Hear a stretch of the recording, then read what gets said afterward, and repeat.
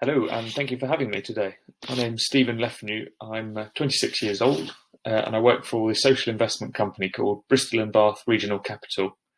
So we aim to use investment for good, which means we invest money into projects and organisations that create positive social impact in Bristol and the surrounding area.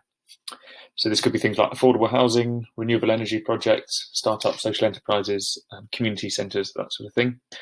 I mostly work on our housing project, but I also support on our new fund called City Funds, help social enterprises think about what funding they might work for them.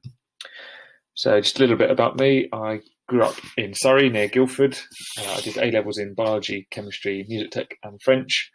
And I was lucky enough to have some parents who held me to my work when I was much more interested in playing in a band. I took a year out after college. I worked in a care home for 7 months, and then I went on a typical Surrey gap year to Australia and Indonesia. I then came to Bristol to study biology. I didn't really know what I wanted to do for work. I still don't really have a clear idea of what my career might look like. But during my degree, I got involved with lots of things like campaigns and societies.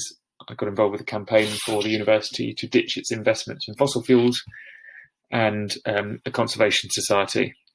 I probably spent a lot more time doing that than I did studying.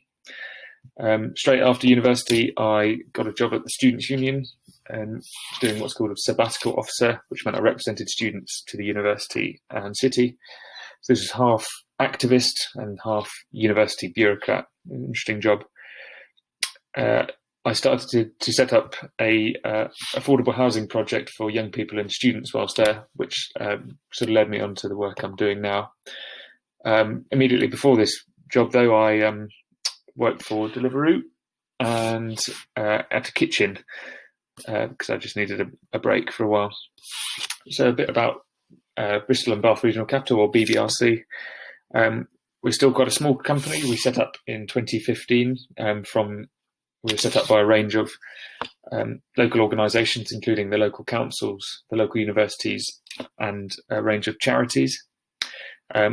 We've recently grown to have about 8 employees to match the setup of our new fund I talked about. We have just taken on an intern for the summer from the University of Bristol.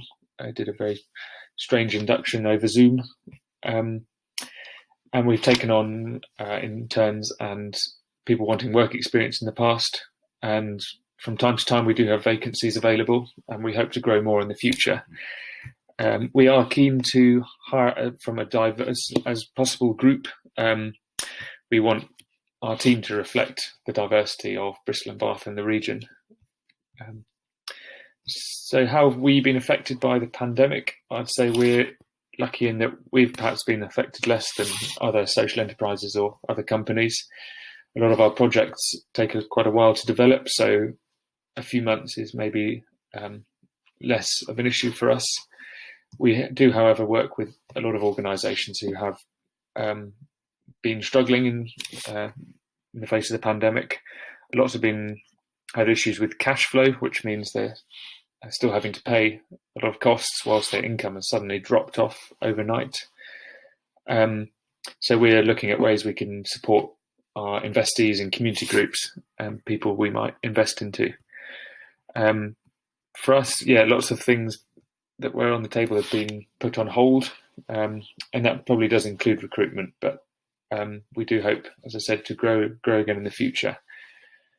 So what advice would I or we give to young people looking to get into the social business sector? I think from what we've seen, there are lots of opportunities as well as many bad things from the pandemic.